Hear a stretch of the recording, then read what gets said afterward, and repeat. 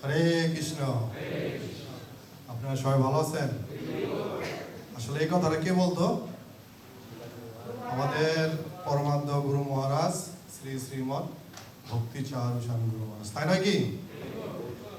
যখনই কোনো মহারাজ বা কোনো ব্রহ্মচারী এসে এইখানে বসে ব্যাস আসনে বলে যে আপনারা সবাই কেমন আছেন, তখন আমি ওই লাইব্রেরির কোনায় বসে আমার ঠিক যেন মনে হইতেছে যেন গুরু মহারাজ তার কণ্ঠে বলতেছে যে তোমরা কেমন আছো।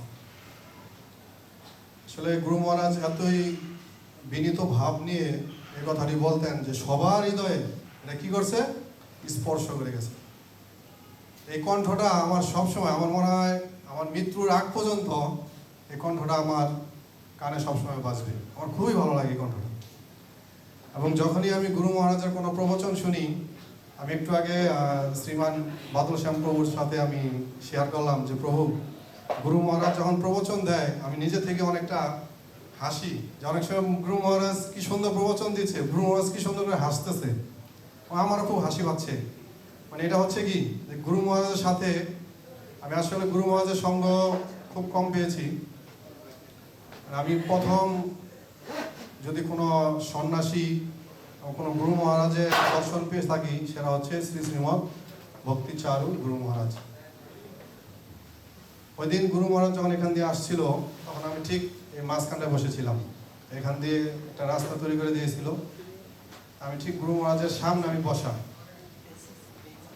তখনকার যে অনুভূতিটা, গুরু মহারাজ যখন চলে গেল ব্যাসাসন, প্রথমে এসে প্রভুপাদকে প্রণাম করলো, আমি ওই সময়ে গুরু মহারাজের চরণে যে ধুলি সেটা আমি আমার মস্তকে স্পর্শ করেছিলাম। আমার যে শিহরণ হয়েছিল এরকম শিহরণ আমার কখনো হয়নি। আসলে গুরু মহারাজ যে শুদ্ধ মহাত্মা সেটা তার চরণ ধুলিতেই আমরা বুঝতে পারি। আমি আর বেশি সময় নেব না।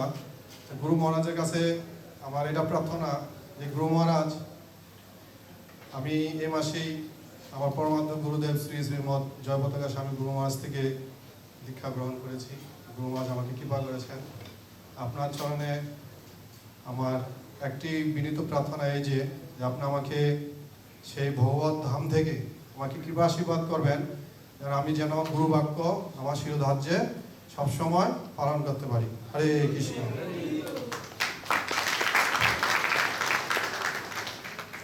হরে কৃষ্ণ। His Grace